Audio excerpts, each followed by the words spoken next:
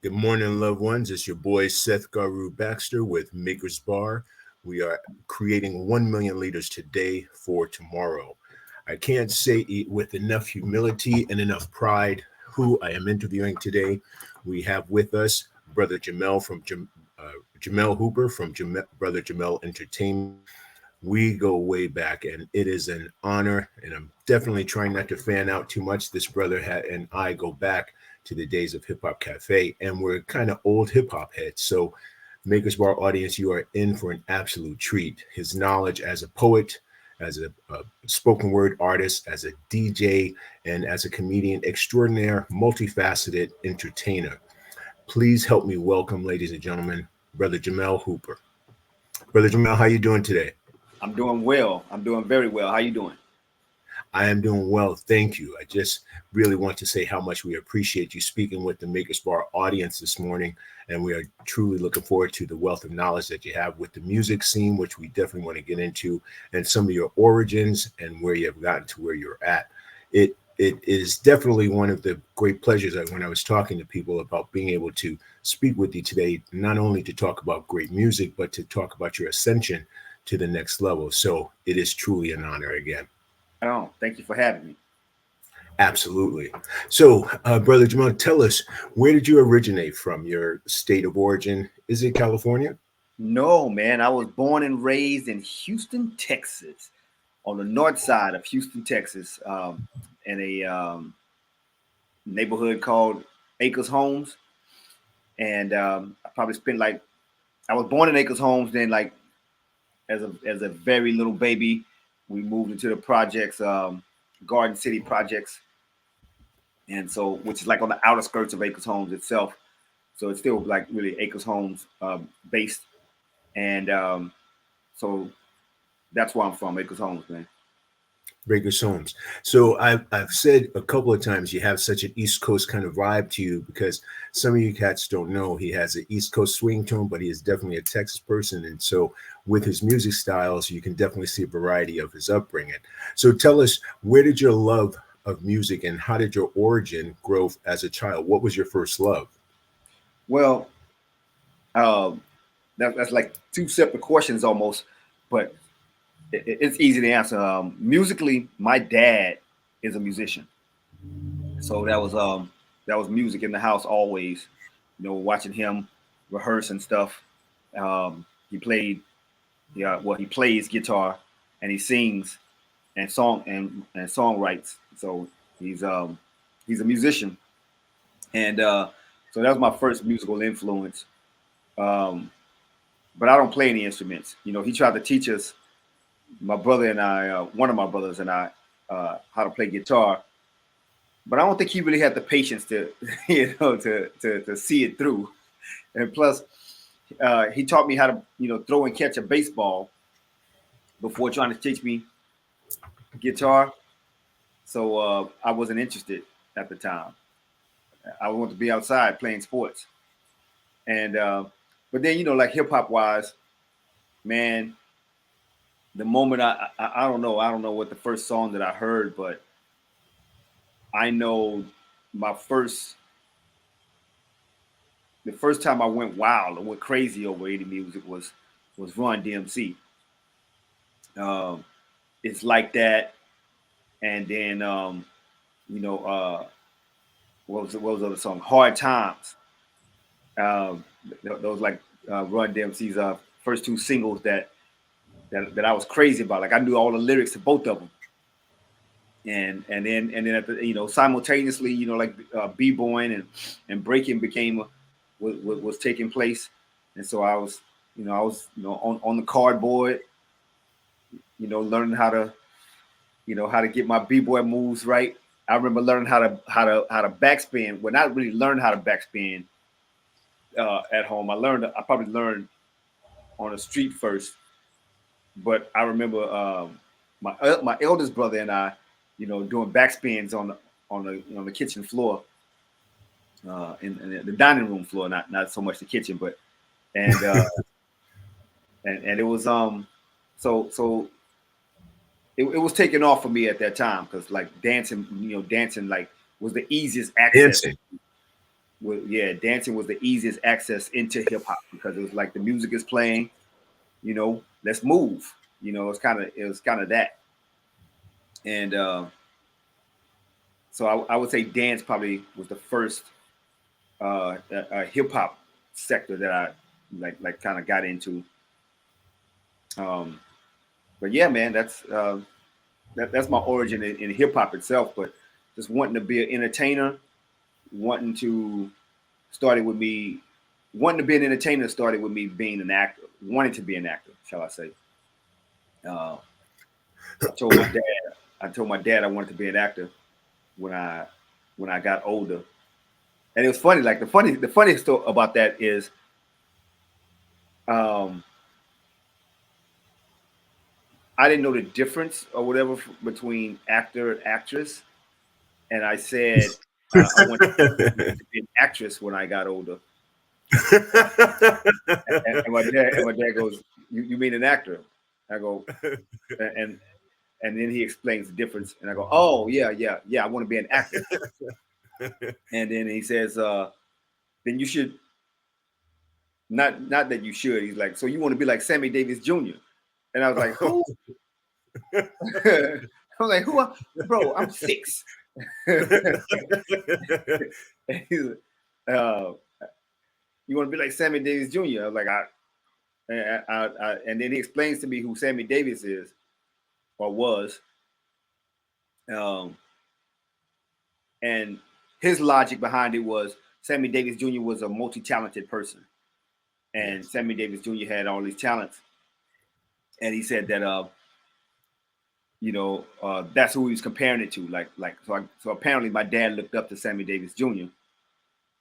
and and so as an actor, me saying I want to be an actor, that's what he associated with it, and so then I immediately associated with like, oh, so I got to be multi-talented to be in the music business or in the entertainment business. And if I'm going to be an actor, I gotta learn all these different skills.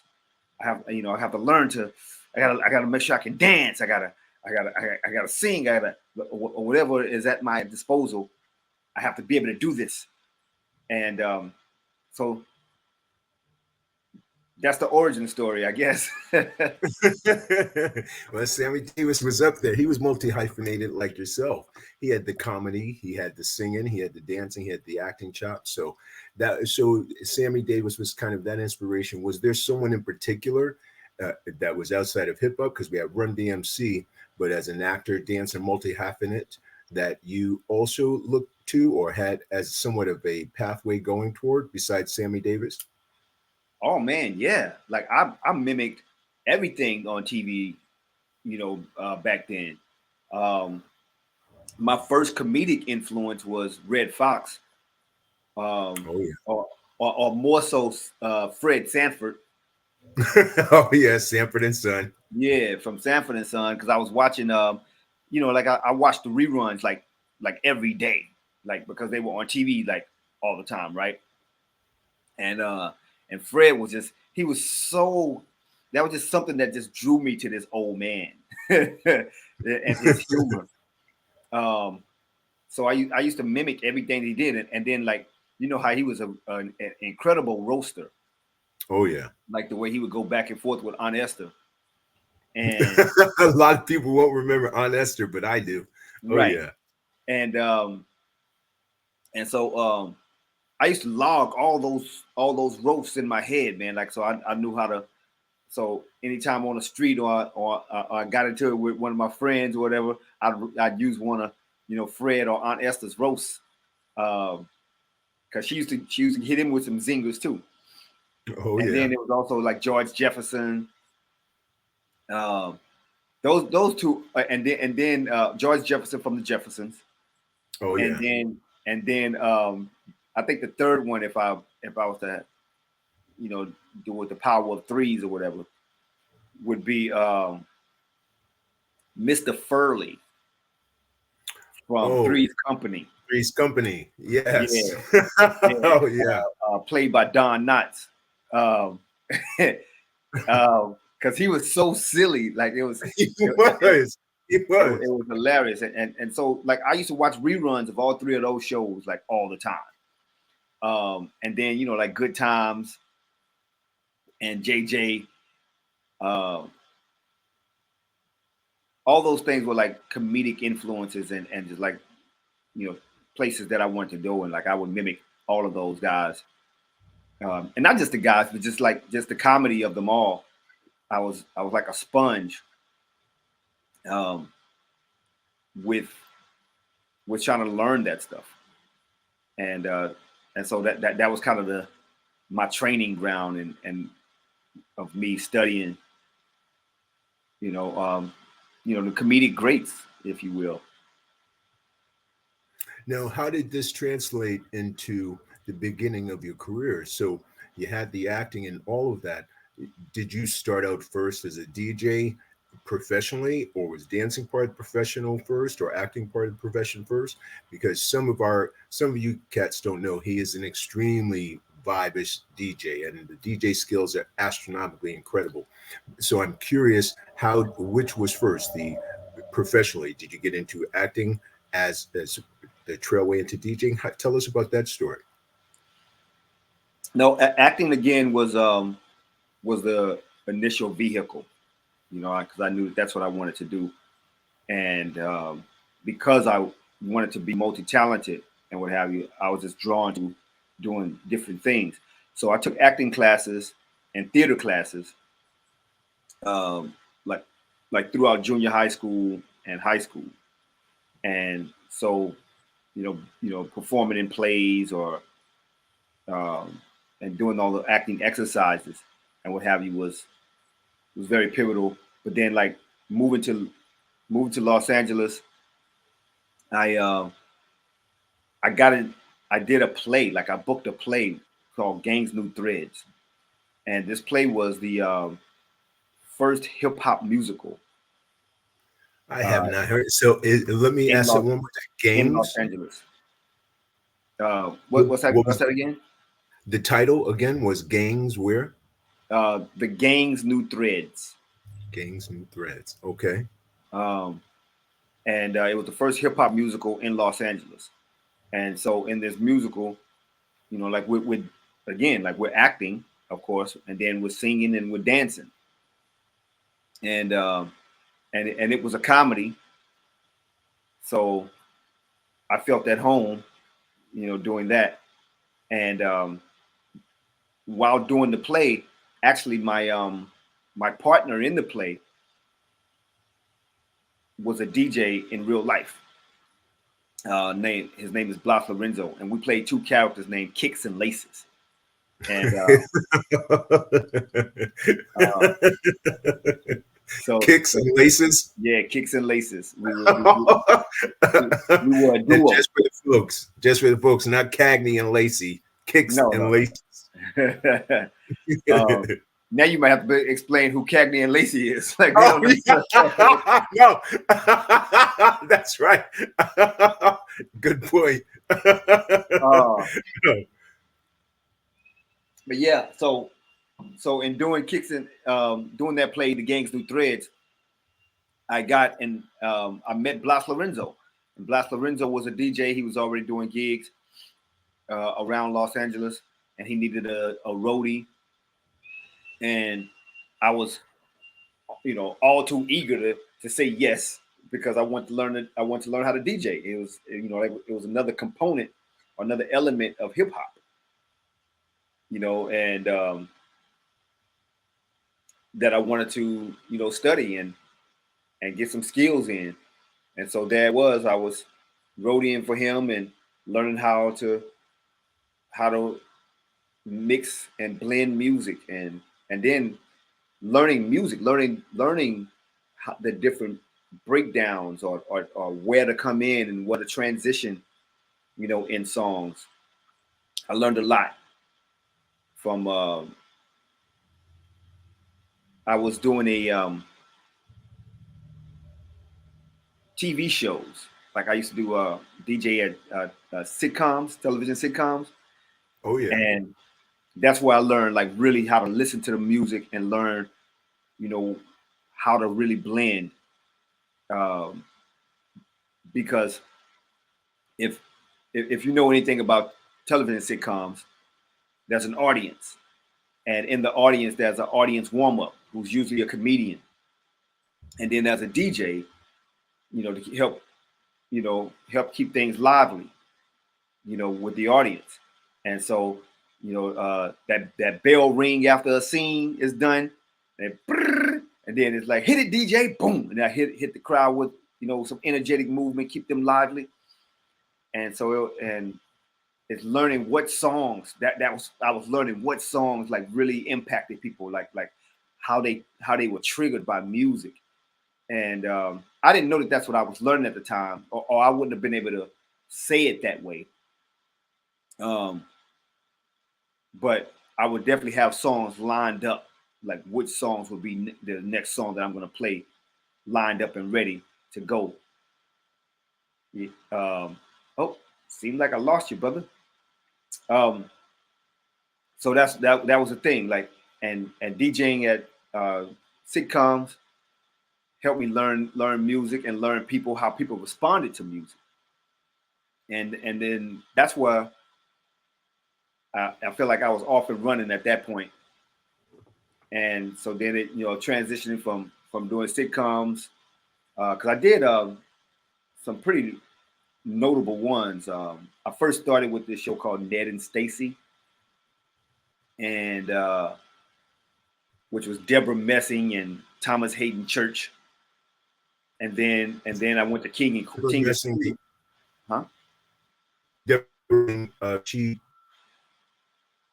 the actress, that same Deborah Messing. Yeah, Deborah Messing from Will and Grace. Will and Grace. Yeah. Yeah. And so then I went from Ned and Stacy to King of Queens to the Hughleys to Mad TV.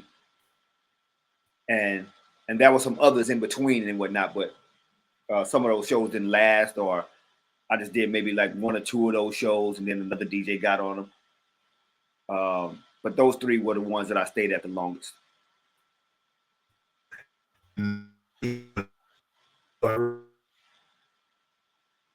Just FYI, you're breaking up over there. I don't know how clear you seem to yourself, but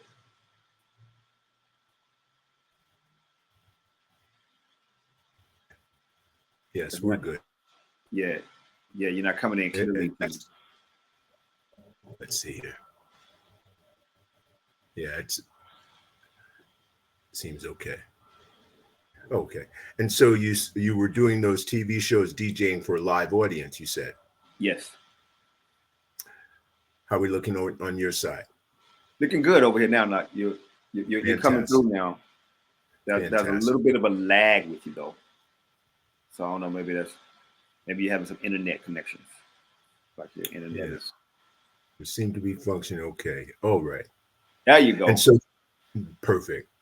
And so, from DJing for live audiences for some of those shows, a great deal of which we recognize, and from there, continue from there. So, from the live audience DJs, and then. Say, what's your question? And then from live audience DJs from those shows went into doing private events and so forth. How did your career go? Yeah. Like I would even book some gigs doing those shows. Like, I remember one of my first clients, man, from doing the Hughleys was this lady by the name of Merce Arsenault. She liked what I was doing at the Hughleys. She's a makeup artist.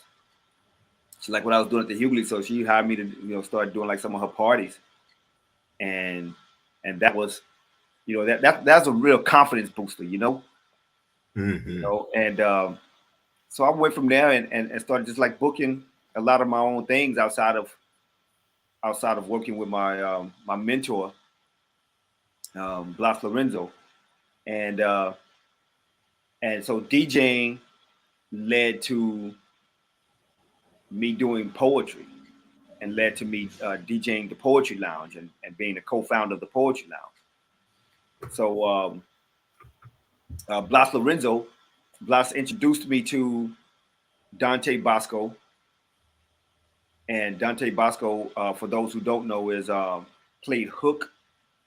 Not played Hook, but he played in Hook. He played Rufio in the movie Hook. And Oh, with Robin Williams. yeah, with Robin Williams. And he's also the voice of Zuko on the Avatar. Oh, wow. Uh, so Dante, wanted to start his own poetry spot, and he and Blas got together and started this venue called Blase Blah, which was on La Cienega across the street from the Shark Bar. This is circa 1997. Oh, we're dating ourselves here. Yes, we are. Hey, man, look, listen. It's an honor to be able to get this old. Absolutely. To reach this age. Um, so it was across the street from the Shark Bar, and then there was this lady named Ronnie Walters who was doing her event across the street at the Shark Bar. So they would finish doing their reading, then they'd come across the street and hang out with us over there. So everything was just kind of really happening in unison, man, like really falling into place. Because our event, we would do poetry, and then we have like this little after party afterwards.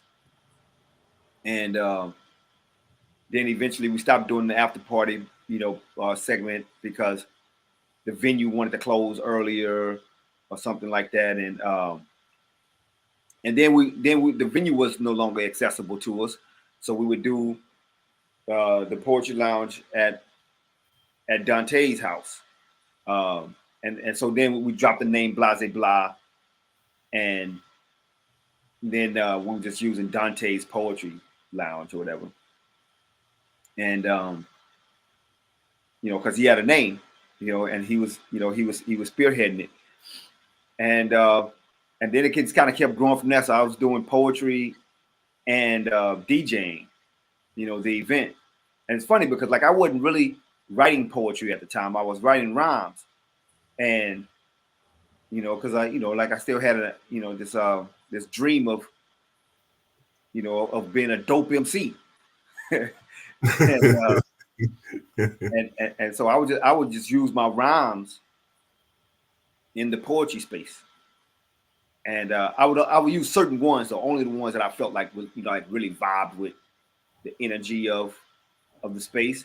But then my writing started improving, as a writer and as an MC, and then I just kind of started getting out of so much just like rapping and doing my raps as poems and just straight up writing poems.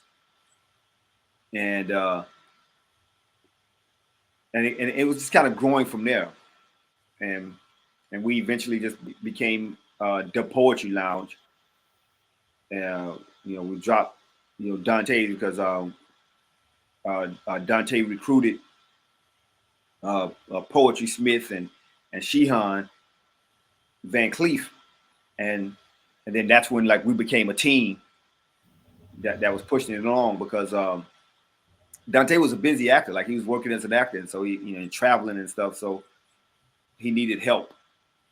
He needed help as like on the hosting side of things, and that's when those guys came in, and so we went to few different venues, rocking that before we landed at the Greenway Court Theater. Oh yeah, I remember that place was dope. Yeah, man, and we're still there. I'm no longer DJing there for the Poetry Lounge, but DPL is still in effect every Tuesday night. It is still. I got to go back down there. I wasn't sure because I remember going there, and I remember seeing you a few times. I even did some spoken word pieces there myself, and I remember poetry. There was poetry who used to host. Am I correct? Yes, absolutely. He was a dope brother, and I'm glad to hear it's still there. Now I got to make an effort to get down there. So you're not DJing there anymore, but do you still perform there sometime? Occasionally, we're actually doing a founders night like every year to celebrate the our anniversary. Myself and the other three founders, we go and do like a founders night, and we like maybe just host a night like old times, and kind of show our face, make sure that the young, the new poetry heads in the space know who we are, and The legends. and then but I don't I don't frequent the space anymore. Like I because when you step away, you gotta let the next generation thrive, and Absolutely. let them do their thing. And so from Poetry Lounge, you were still DJing at that time, and it was somewhere in there. We met up also because I had the honor of being able to work with you as a colleague at Hip Hop Cafe. Got my Hip Hop Cafe shirt on today as well. So some of your DJing was still taking place simultaneously with the Poetry Lounge. Oh yes, um, I was still at the Poetry Lounge when you and I met, and so when I was rocking with you, as you say, like I was still there, DJing weekly and booking other gigs. Like I was a full-time DJ for 20 years. I didn't um, I didn't have any other main source of income. Like I would still book like poetry gigs, and every now and again I would book an acting gig. But I was a full-time DJ, so it was doing weddings and bar mitzvahs and quinceañeras and like you name it, man. I've probably DJ'd it. Store openings. Uh, Store openings too. yeah, man. Um, backyard boogies, birthday parties, you name it. Like it was, I was there. I've done it, and it's an honor, man. It's a pleasure to be chosen, like somebody, like seek you out for your talents, to be able to, provide a service. And so yeah, I was definitely DJing, while I was at the Poetry Lounge, outside of that place. So Is there a particular event or gig with a club or nightclub DJ event that sticks out in your mind as the, let's say, the best gig DJ gig you ever had and the worst, if you had to list two of those? uh I don't know about the worst. Like I don't I've had some moments in DJing that were gigs were tough or whatever, but the worst is a very tough word for me to say. But anyway, but yeah, like one of the things that made me even transition, you know, from doing vinyl records to more digital, which is Serato like mixing, was I had a And really tough. if you don't mind, would you explain the difference between Serato and the other form of DJing, just for some of our audience? Yes. So everyone's familiar. Most people are familiar with the vinyl mixing, where you have two records and you're mixing from there. Serato um, was a is a program that allowed you to use your computer, so your library on your computer to mix with. So you still can use your turntables, and they have these time coded records, and the time coded records are able to read from your library, because there's this box that we would plug into and connect our mixer to. So and our computer and our mixer together would allow us to be able to play from our computer. And that that box was called Serato and Scratch. And so I was doing this gig, man, and my client loved the way that I would, like my musical selections, like the way I got down and how I rocked with, when I had, a couple bags of records and a couple of crates with me, Oh you yeah. know, and so she booked me on this gig based on that. But then her guests wanted a little more. they weren't just happy with, my soulful, throwbacks and hip hop collections. They wanted some mainstream stuff, and I lucked out because I used to roll with this little CDJ, and a CDJ is allows you to play CDs, and so I had the CDJ connected to my mixer also, and I had a book of CDs that had all the latest and mainstream songs on it, because I subscribed to this promo only series, and promo only provided all the latest songs that was hitting radio and video and all those shows and stuff. So that saved me. So I was able to go kind of back and forth with my selections, my crates to the CDJs,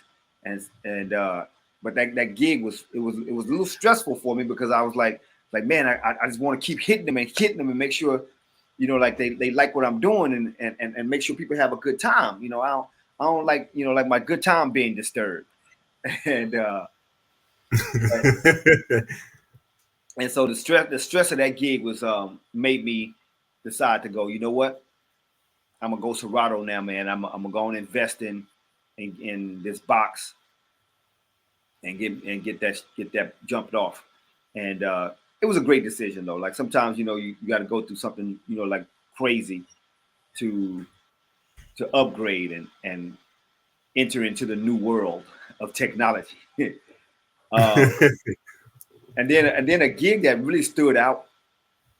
I have there are several gigs that really stood out. But when I was first when I was first getting my legs under me as a mobile DJ, I had I booked this show called Luke's Peep Show, and you may be familiar with Is that Luke, Uncle Luke from of Two Uncle Live Luke? fame. 2 Live. Oh yeah. Yeah, man. And so if you know anything about Luke, Oh yeah. Luke likes sexuality. Luke likes he likes Some of sexy these things. youngins, yeah, Sexy Red ain't got nothing on Uncle Luke. She's she probably spawned from the tree of. That's a good way to put it. She ain't that far off. And but like Uncle Luke would throw these parties, and at these parties he would interview music talent, while he would also have like a lot of strippers and Oh. and people from the adult film industry on set. And he would interview people from the adult film industry. He would interview like musicians, mostly rappers. I didn't see all of his shows, but anyway, I was booked on this show, and it was crazy how I even got that, bro. I was DJing.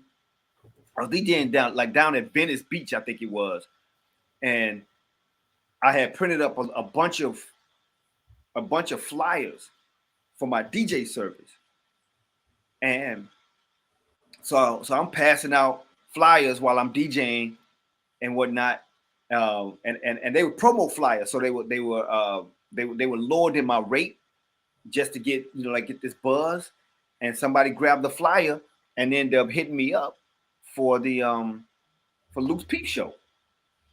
But it turns out they knew me. They knew who I was. They knew that I had a connection to like some TV shows or whatever that, and I was there and stuff. So, long story short, there I was at Luke's Peep Show, Even the name on stage, and we rocking like they're having stripper competitions on stage, like men versus the women. Uh, uh, Uncle Luke is over there interviewing somebody like in the far away where the music isn't too loud for that. So they're shooting this thing over here. They're shooting the interview over there. Snoop comes up on stage because I guess this episode was a episode for West Coast rappers because the Dog Pound was there, Warren G was there, the um, Graves. Richie Rich was there, Funk Dubious. So it was so Snoop comes over because the camera is following him around because clearly at this time Snoop is a star. Snoop Oh yeah. is and so they asked if they could use my turntables. Can Snoop play on my turntables a little bit? I'm like, yeah, man, sure. Let Snoop rock. And like he wasn't really doing anything. Like there was, and so Snoop is kind of playing on the tables, and the cameraman is asking him to do things, like giving him direction. He's like, yeah, so yeah, go behind your back, go spin around with it, use your elbow. Snoop looked at me and he's like, man, he doing way too much. and I laughed. And so the whole time, like while this is happening, like Snoop and I, like we're kind of just chatting it up a little bit. And like he was just really personable. Like you can see why. Like if you ever meet Snoop, you can see why he's so he's on. He sells everything. He has all these commercials. You see why he has all these endorsements going on, because he's a really charismatic guy, easily approachable, and so that was a good time, man. It was a lot of fun doing that. I'll never forget that, because it was one of the things that helped kick off my DJ career. And it was fun. It was hot out there too, man. It was, thank God, like we were under this little canopy and stuff, because it was so hot. Like like you could see the record trying to melt on the plate. Like this ain't working, man. Like y'all gonna pay me for these records that's melting out here, bro? I'm losing money out here trying to make money. Now I'm curious. So when he was saying doing too much, did you have to change between the strippers? Did you not change between the strippers, but was it different sets? You had to go and set up for the male strippers, one for the female. How did that go? No, I was stationary. That was no moving for me. I was on the stage, like in the corner area of the stage, and so when they would do, like for instance, when they had the competition on stage, like they would have there was like this battle, the male stripper versus the female stripper, and was it Doodoo Brown? Like who had the best performance and whatever.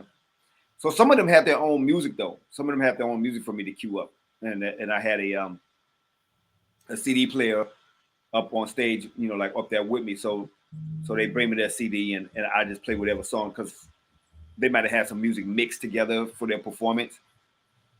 And some of them would just like say, just choose a song, because it turns out like they didn't have, like Luke didn't clear for all the music anyway.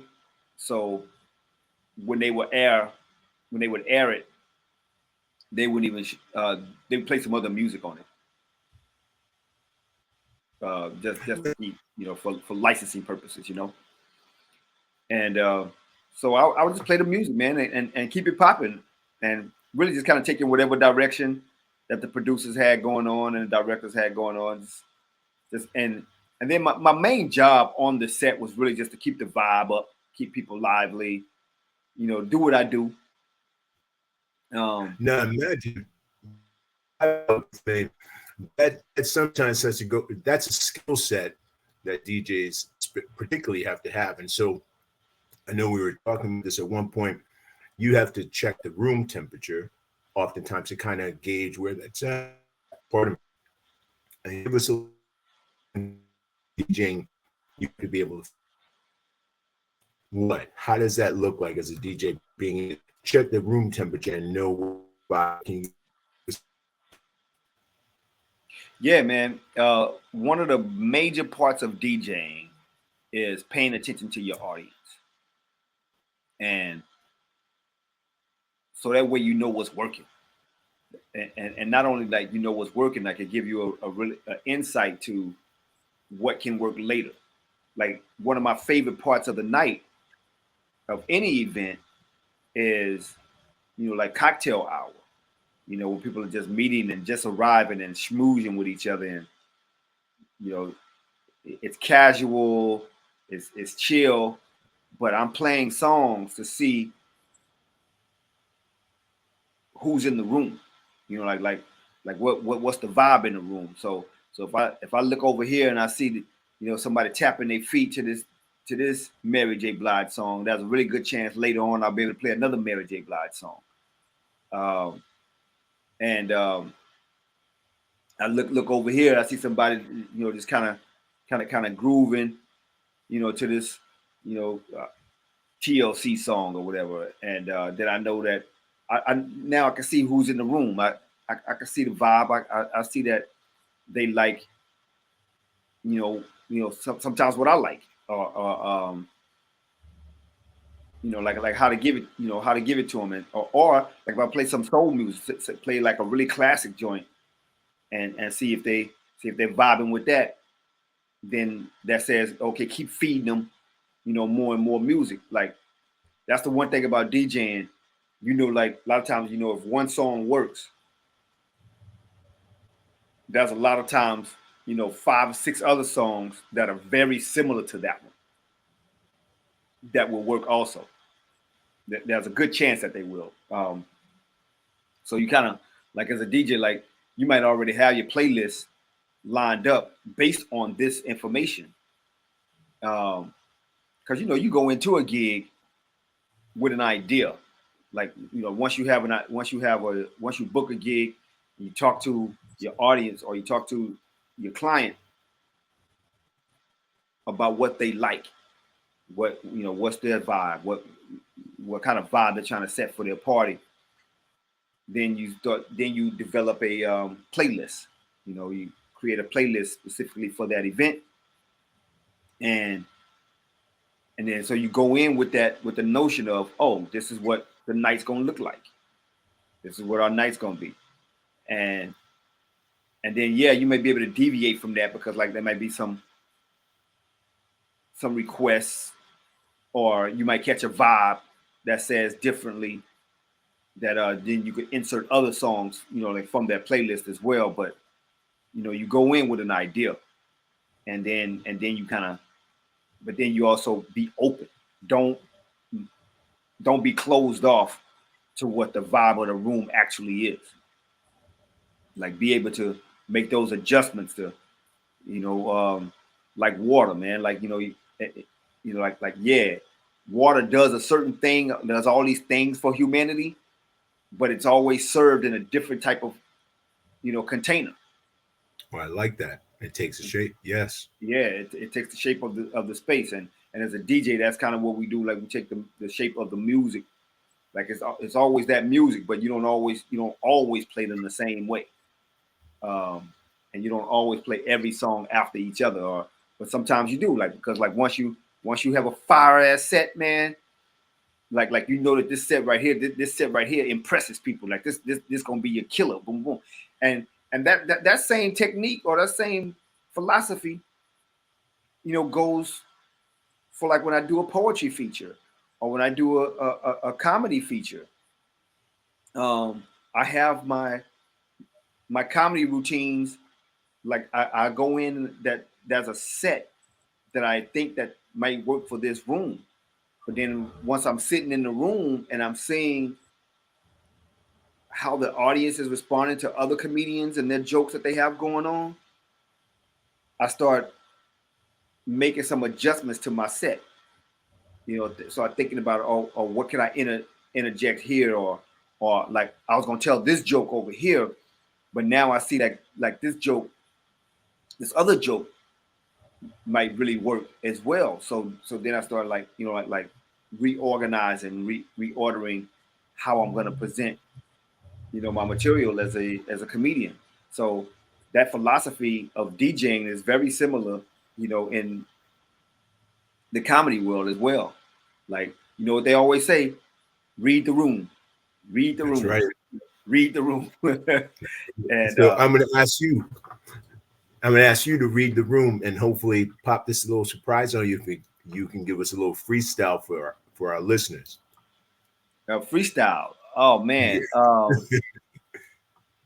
What you mean, like rhyming? It could be rhyming, could be a spoken word piece, however you feel comfortable. I just want them. I used to love, I would hear you. I remember not only at the Greenway Theater, but even sometimes, I remember one time at Hip Hop Cafe, things were kind of slowed down and you popped on the microphone and you just chilled the whole audience and you got them hyped up with the little piece. And I remember just the feeling was so, and that was a spoken word piece, but I've heard you do some sick rhymes as well. So whatever you feel, if you're reading the room right now. Right, right. Um, Let me If see. you can grace us. Let's see. It's not just about me, unless I think of me as us. And when I'm looking out for me, then I'm looking out for all of we, because the entire family tree of you, me, he, she, we, us, and them can branch from one stem that'll support each individual limb as we sprout. Let us go out and get high off doing the math of we. And God we trust completes us calculus. Now, my responsibility is based on my respondability and my capability to extend myself and my abilities as the Most High keep willing me to reach out and hold hands with my soul, which is an old man shining like a diamond, telling me to be a cold man, hard, black, and scorned. Together we form, burn, and keep the whole family warm. I'm helping the old lady with her yarn because she's forever making sweaters. Her patterns are the designs that keep villages together, suitable for whatever weather. Together we have endurance. We remain a tapestry of intelligent roots of influence. This is what we used to do back. I remember we had to do this. Thank you, Oh thank you, yeah. thank you. Thank you so Thank much you, thank you, too. thank That is it. Now, me myself, and I know you as a old hip hop head, we have an appreciation for some of the vibe and the lyrics like you just delivered to us. Do you see a difference between some of the artistry of today's hip hop heads, the artists, and during our time? Do you see it going a certain way for the positive or the negative, or what's your assessment of seeing some of the artists of today? Because to me, like that vibe you just delivered, that was what we as hip hop heads used to go for, and some of that I see as a dearth, and then other times I see some other artists that bring that same kind of energy. So what's your assessment today versus yesterday? you. There is definitely a difference. There's a, sonically there's a difference. There's a difference around the board. But that's just like for for some parts of that, that's evolution, like how music changes. However, there is this really big gap between like subject matters that are allowed on mainstream than what was allowed, like when I became like a hip hop fan, when I fell in love with rhyming. There are artists that when I fell in love with rhyming that wouldn't get no radio play today. For example, Poor Righteous Teachers or Boogie Down Productions or X Clan, uh, even like Ice Cube, America's Most Wanted Ice Cube. Um, like those artists wouldn't get any radio play today because of their socially conscious and their political views. So a lot of times our kids don't get to these kids today don't get to witness hip hop in a form where it's a voice of the people. Couldn't said it better. And because like even if like you look at today's political climate right now, during our time when we were kids, that would be rappers rapping about this stuff, and and they like even if for example they enjoyed or they were a street like a crime rapper or something like a Coogee rap, right? Coogee rap still did the song Black and White. You know what I mean? Oh yeah. Um, like Too Short still had Life is Too Short. Um, so so that was something that was taking place during those times where rappers may not have had a political stance or political message in their music, but they would, you listen to their album, they might have one or two songs that dealt with political issues or dealt with like really social issues. And I don't know if that's still the same for a lot of these rappers today. And like record labels these days have gotten so far from, allowing their acts to Take a deviate, stance. yeah, to take a stance on something, because it might hurt their sales. And and what we learned is that's not the case. Actually, the fact is, if you have a stance on something, um, that draws more attention to you.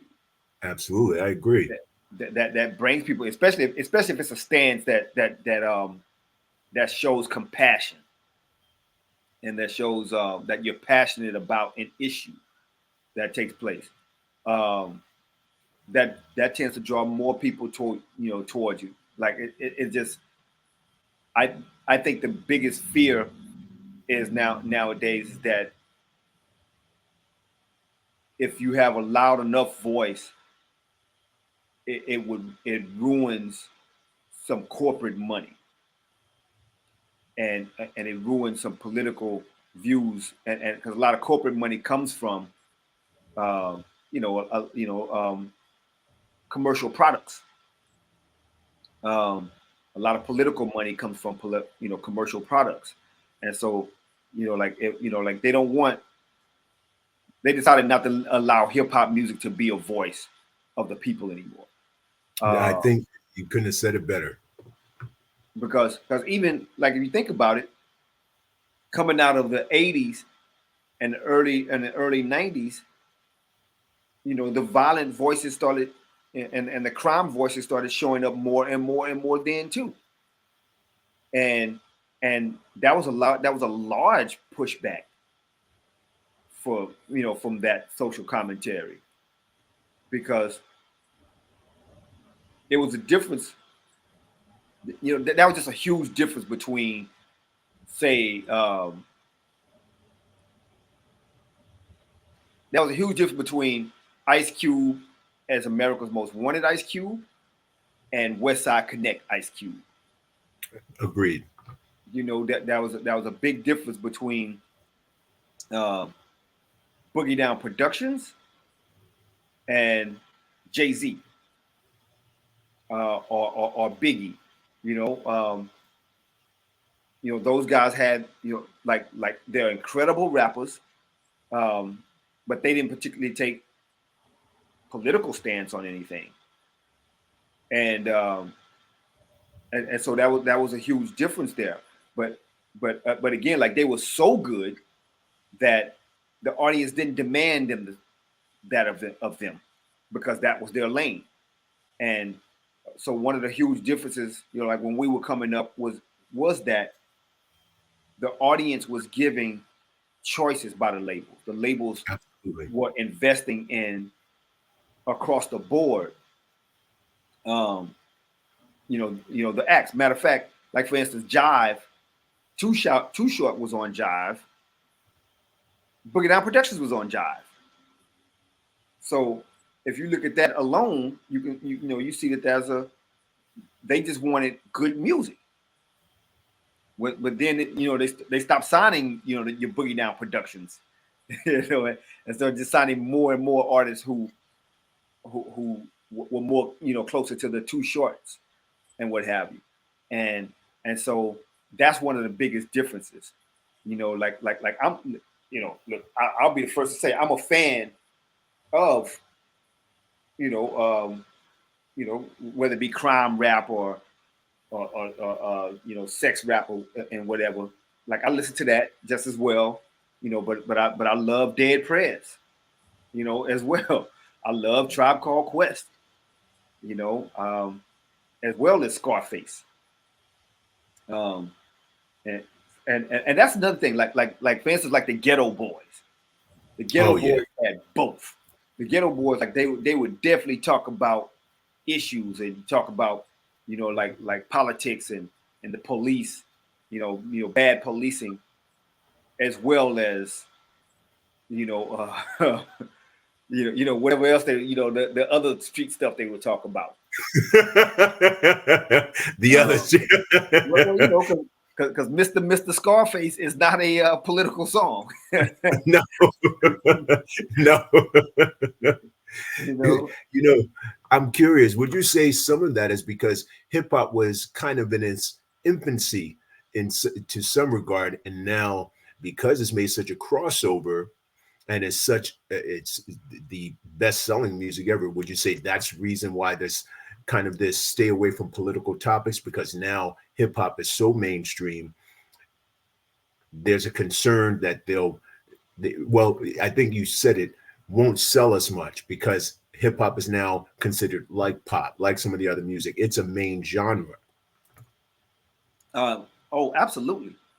Um, Somebody pointed out one time that, one of the reasons that a lot of these rappers were so connected to civil rights issues is because they were probably born during the civil rights era, Yes.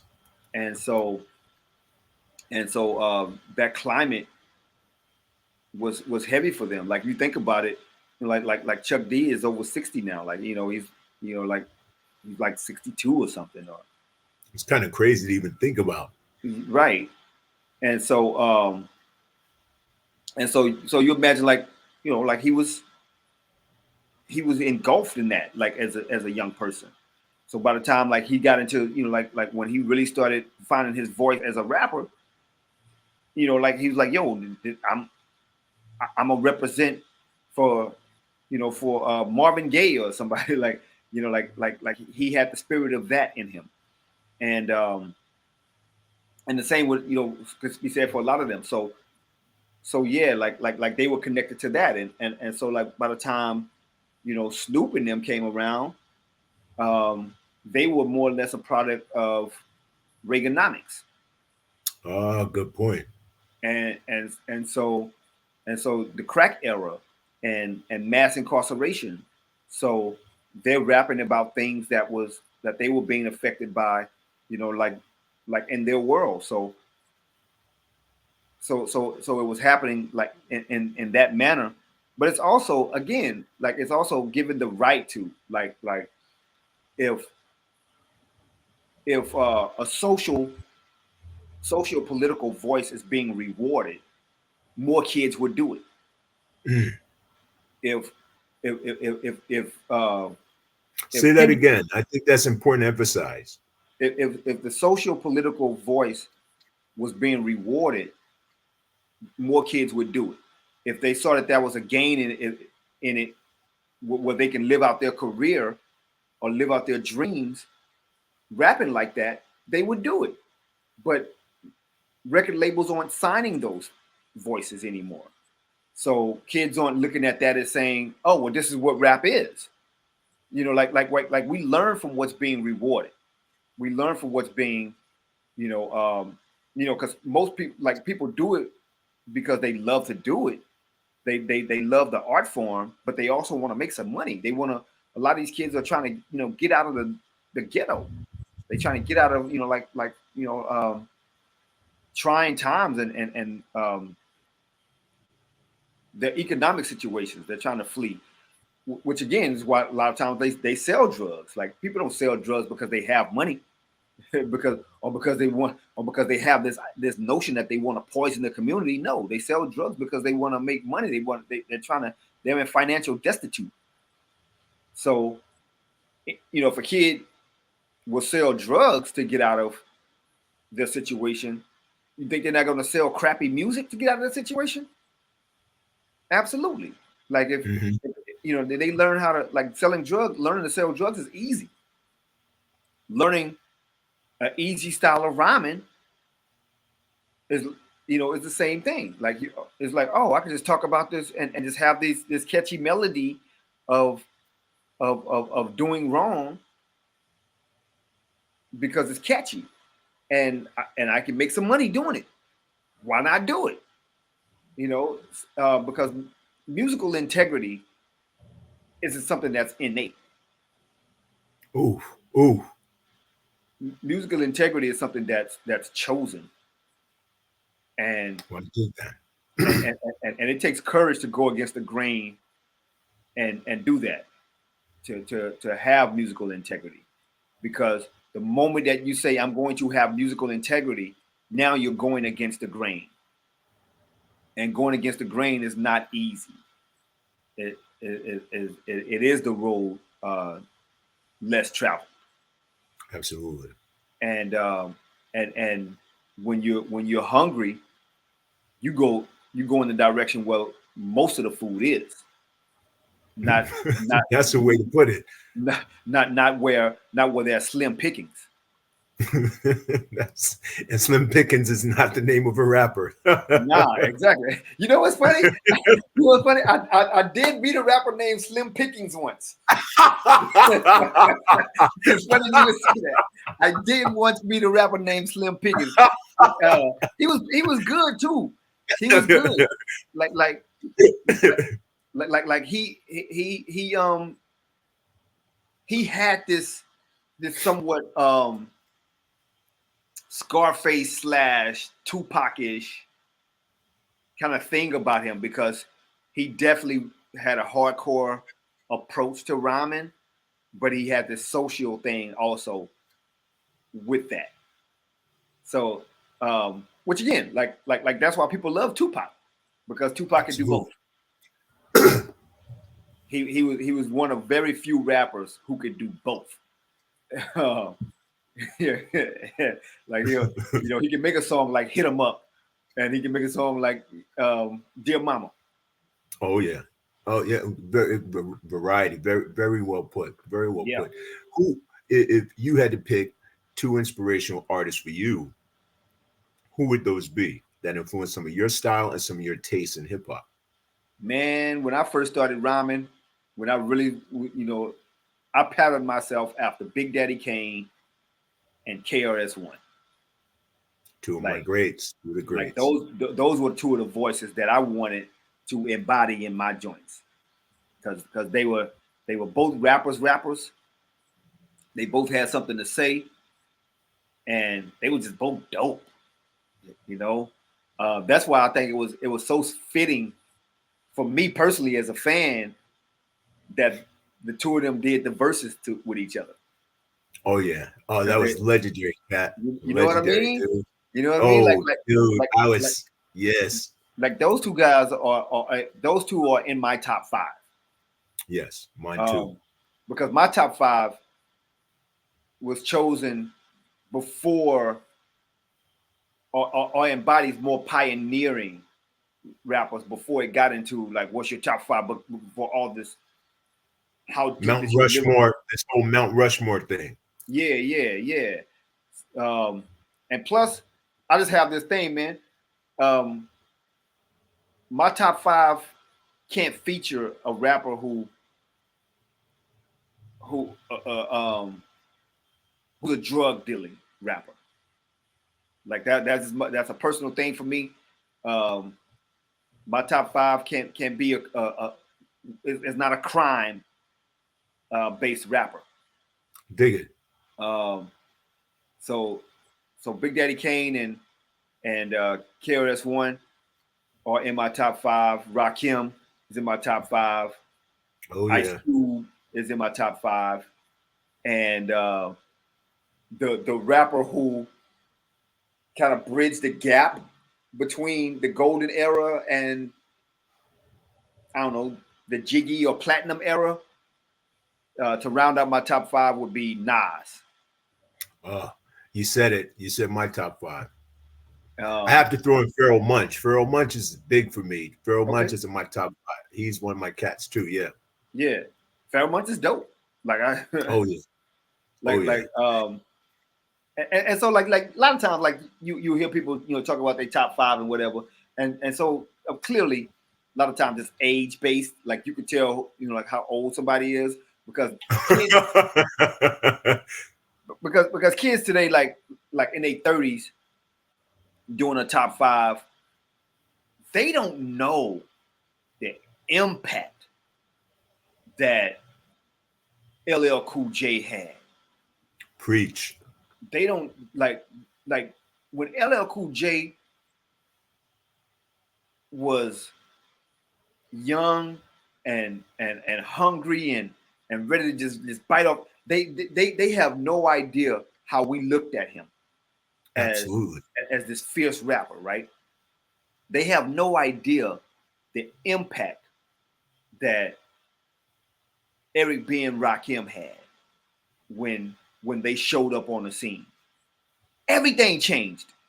Absolutely. When Rakim showed up, everything changed. People people felt like, man, I gotta be a better rapper.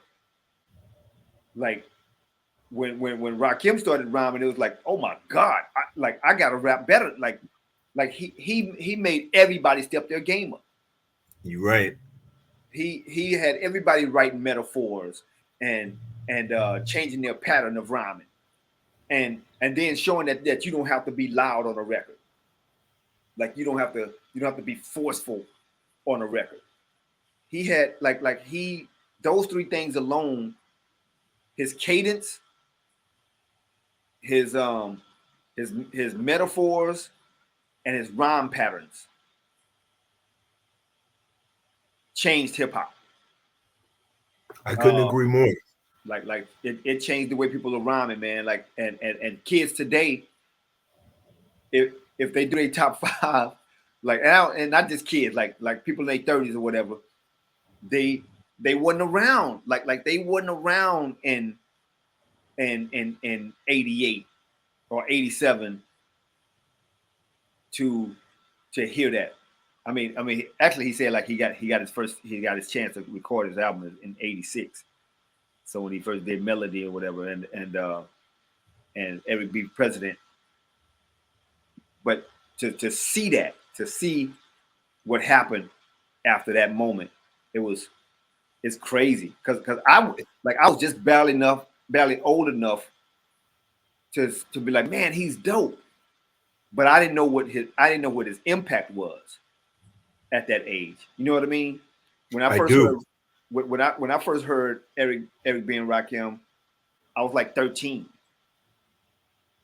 and so I didn't know the writing. I didn't know how dope that writing was. I like in comparison, shall I say? Um, I just knew that, man. When I first heard, I came in the door, said it before. I never let the mic magnetize me no more. Like I was like, wow, that's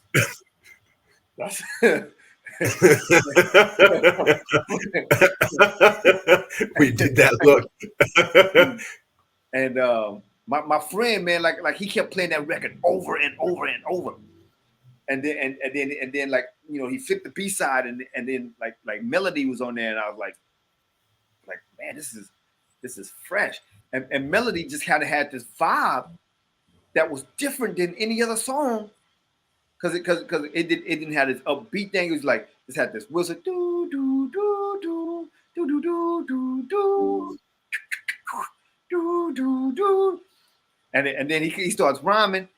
But then, man, when he got to the part about I take 7 MCs, put them in Oh the my line. fire. Oh yeah. It takes 7 more before I go for mine. Or 7 MCs who think they can rhyme. But I was like, oh my God, this is crazy. Who says that? Oh yeah. See, I think that's what's missing nowadays. Yeah. That same feeling, like that. I think Kendrick has some of that vibe for me, reminiscent of some of our cats that you mentioned. Yeah. He has some of that vibe, and not just saying that because of the Kendrick and Drake beef or and all that. Just some of his style to me is reminiscent of what we used to hear. The social consciousness, some of the lyrical content, some of the metaphors, and there's very few I can say that about these days. But I think he's somewhat reminiscent of that. I'd be very curious your transition and or evolution DJing into some of your comedy. because I'm understanding you recently you had a gig with Netflix. Tell us about some of your gig with Netflix. Yeah, man. Again, like it is really good to be um, a multi-threat, talent, because it allows me to get into spaces that sometimes just my comedy alone don't allow me into. Uh, because the comedy field is flooded with with talent, and so sometimes it's not even necessarily the talent, it's it's your networking ability to go out and meet people, and to get into certain rooms. But Netflix is a joke.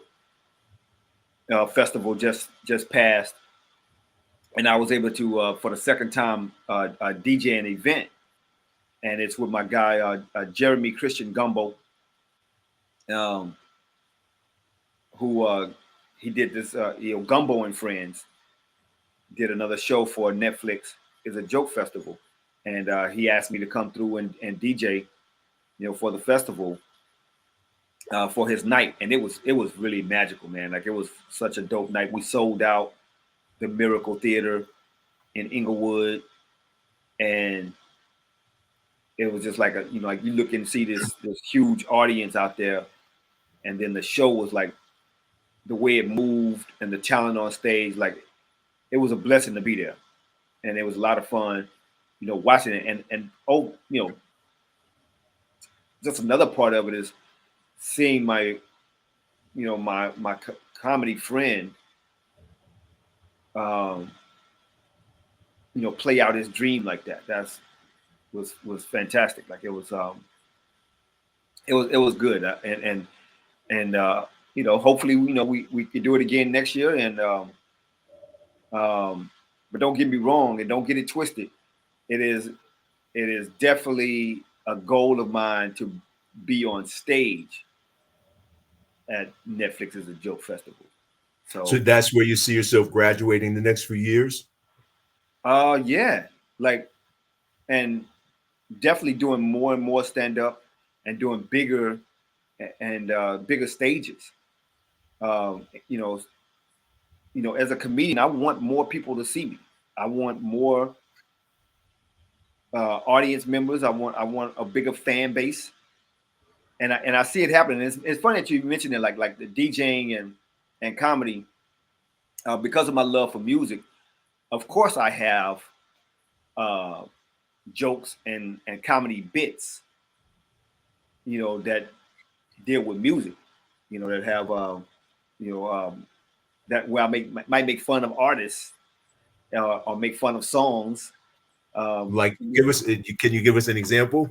because songs are crazy, man. Like there's always crazy things in songs. Like Snoop having a song, it ain't no fun if the homie can't have none. That's a lie. Like I am going to enjoy myself. I didn't expect that one. I am going to That's enjoy a lie. myself. my friends ain't got to be nowhere in the vicinity. Because I have never, not once ever, even close, been enjoying myself in the company of a woman and stopped to think, I wonder Ain't what gonna my be no friend fun. is. Like, I wonder, like, and I don't think Snoop does either. I don't think he ain't sitting with his wife, and enjoying his wife's company and going, I sure wish Warren G could be here. No, no, it's I not didn't happening. see that one coming. Oh boy. No, it's not. It's not happening. So, like rappers are funny. They'll say anything in a song, man. Tupac talking about I wonder if heaven got a ghetto. No.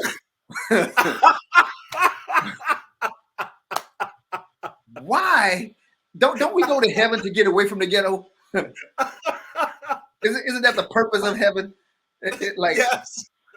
I would not want to be in heaven and government cheese still be on the menu. There are better cheeses out there. So, like, I didn't think about. Oh, oh no! like I don't like I don't Oh, understand. oh! I didn't see that coming either, man. Oh yeah. Oh boy. Like the ghetto have drive-bys. Uh, um, can you imagine being in heaven? Can you imagine being in heaven, sitting down having a conversation with Leonardo da Vinci and Over government cheese. and and having dinner with Leonardo da Vinci and Michelangelo do a drive by saying that da Vinci stole his stole his ideas. What's going on here? It's an art beef. Oh no. An art beef. Oh, oh man. So this is oh, you got me rolling over here, man. So this is a part an art beef. Oh, oh boy. So this is some of your comedy routine too. Yeah, You man. Yeah, it's I make fun of a lot of things, man. It's easy. Like making fun of things is easy. It's as well as myself making fun of me. Um, I'm not excluded from from the jokes either. So yeah, I don't know if you want to get into a sample of that. You already have me over here rolling. oh man, it is what it is. Dig it. It is what it So, is. so the comedy, being on stage, some of your social advocacy issues, I'm aware of, but are there specific issues that you find yourself involved with in your hobbies and or in your outside of your profession that where or actually better yet, first, what would you tell an aspiring DJ, an aspiring comedian? What would the advice be you would give to one of them with due respect to your current professions? So a young poet, young comedian, what would you say would be the best advice you can give them? Have a vision. Have a vision of where you want to take your art and where you want your art to take you. Um, and in that vision, don't be afraid to discuss money. Don't be afraid to have a module for getting yourself paid and knowing your financial worth in your art. Um, because if you want to make a living for it, you have to be able to start to put value on it, financial value on it, in order to earn that living. So I would start there. I would definitely say that, like, do that, like, do it, like, because it's clear that you love it, but there's no rule that says that you can't make money off something you love. And, matter of fact, because we live in a society that where you have to make a living, Absolutely. and Absolutely. don't let people tell you that it's not about the money, because it's about the money.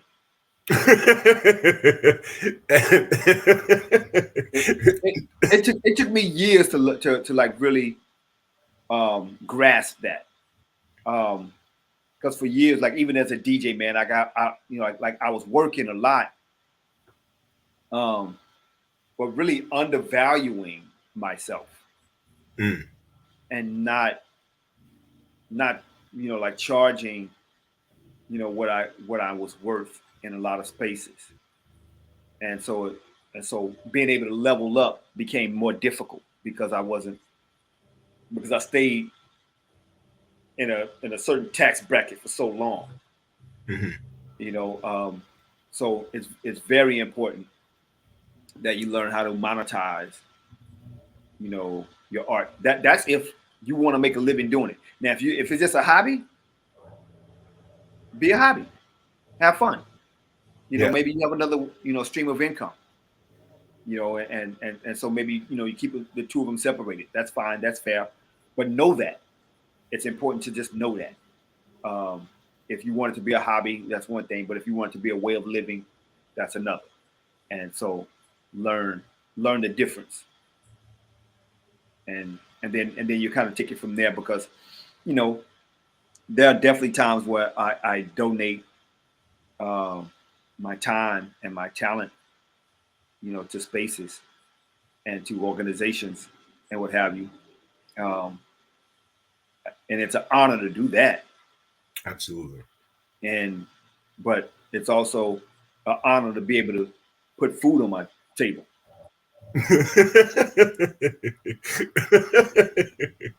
So, So so I have um, to take some time to honor myself.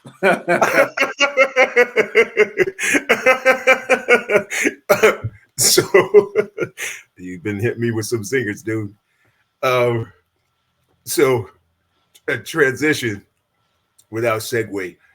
Spirituality is one of the things I find is important to me in conversing about it. I think people are sometimes nervous to discuss that because they feel you have to be confined to one spirituality or the other. I more so find it an open ended question to say, does spirituality play a role in your chosen profession?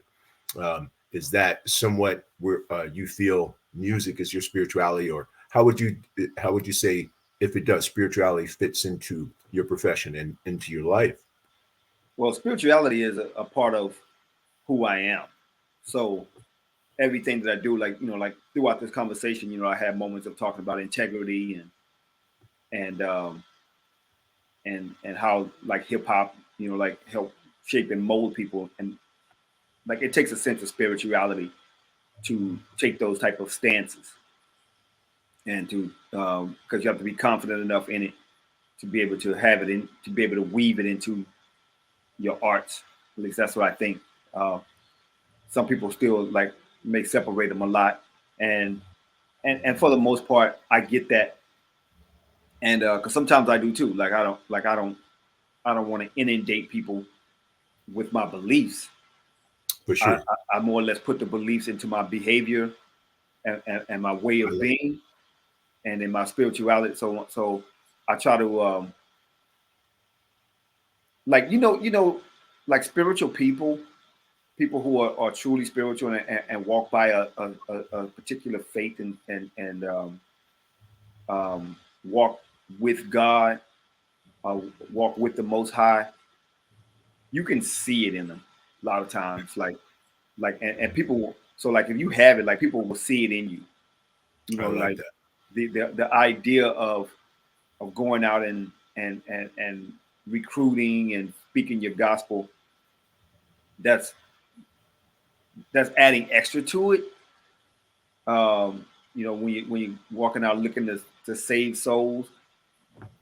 But the reality is, my reality is that if you embody it, if I embody it, then with every conversation and everything that I do, it's in there, and that energy is transmitted between the person that I'm having a conversation with or the people whoever I'm interacting with.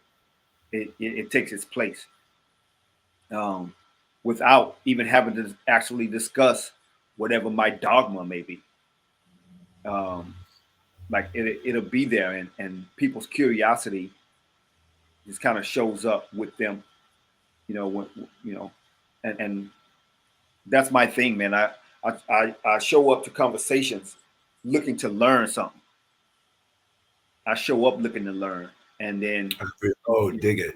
through my learning, um, there's always teaching, because that's what we do. Like in every moment of our lives, we're either doing one or two things. We're teaching something or we're learning something, Oh, whether dig it's it. Wisdom. whether Wisdom. it's intentional or not.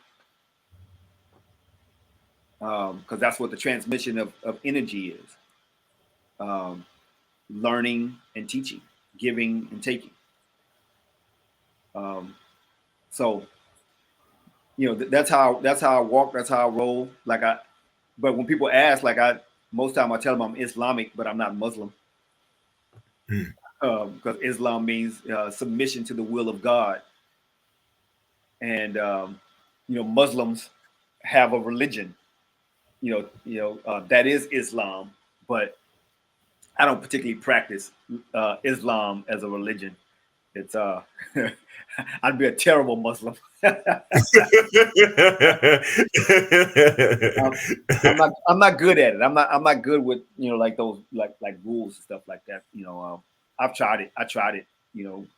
But I grab spirituality. I grab lessons of I've grabbed godly lessons from everything, and from it could be Buddhism, Hinduism, Islam, Judaism, Christianity.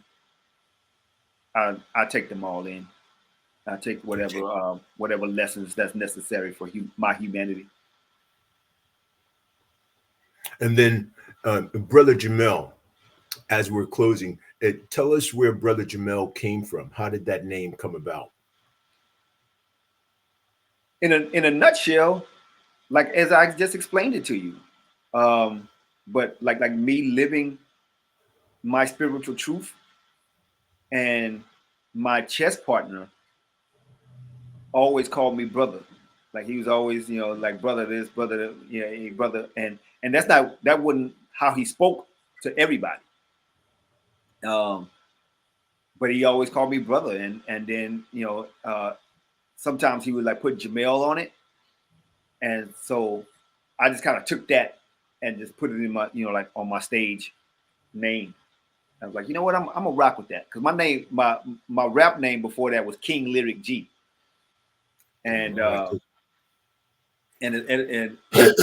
like that name, but it like it didn't embody, like I didn't really embody that enough, but Brother Jamel like just seemed so natural for me, and so I ran with it. So it was my chess partner Perry. Perry used to call me that, and it stuck. Well, Brother Gimel is what I know you as. You have always been a brother, and you radiate that energy, that spiritual energy that has made me have that affinity for you as a brother.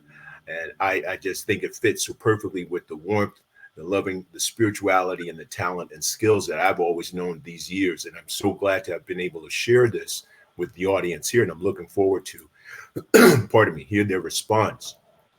Would you please let us know where people can reach you at? How would you like them to contact you? Because you are a triple threat all around: poet, comedian, DJ, spoken word artist, actor. I would love for them to be able to reach out and contact you. How would they be able to do so, and where would you like them to do that at? Well, first of all, Jamel Hooper right there. Like if you use Jamel Hooper on LinkedIn, and it'll take you right to my page, because you're not gonna find a whole lot of Jamel Hoopers out there. Like That's true. I do. You're not gonna find a lot of Jamel spelled like that, spelled Gimel like that, because I do not have a keychain name. No. So you can find that on LinkedIn, Instagram, Facebook, the social medias. You type in Jamel Hooper, and pretty much all of them will take you right to my pages. And there I'll be. LinkedIn, of course, professionally. So that's just strictly like professional posts and what have you. So like you go to Jamel Hooper IG, that might be some personal things now along with professional posts. But if you go Jamel with an S, Jamel's underscore media on IG, then that'll just be the professional posts, just talent and bookings and what have you that may be taking place. And if I may, Brother Gimel Entertainment is the company name. Yes. Company name. Yes. So and you can book all the talents through that. You want to book me as a DJ, book me as a poet, and so website coming soon. You know, I stopped using my website because people weren't like it wasn't getting a whole lot of traction, and people are always on social media anyway. So it's like what like a website, wow. But I'll bring the website back though. Absolutely. Well, I want to say thank you so much for giving us the opportunity to speak with you, Brother Gimel. I can't tell you how enlightening this has been. I really hope people reach out and know you're a wealth of hip hop history, music styles, and poetry, flowetry, just beyond belief. I can't express enough my gratitude for you sharing your time with us today. I really do appreciate it. Love you so much, brother. And I'm just looking forward to more of the great things you're going to do. We at Maker's Bar, myself, your boy, Seth Garu Baxter, we thank you so much. Here at Maker's Bar, we are looking to create 1 million leaders today for tomorrow. Today, I leave you with these words, audience: love, peace, come to exist and be present, and share the love with everyone else. Peace and one love, family. Brother Gimel, thank you. Thank you for having me.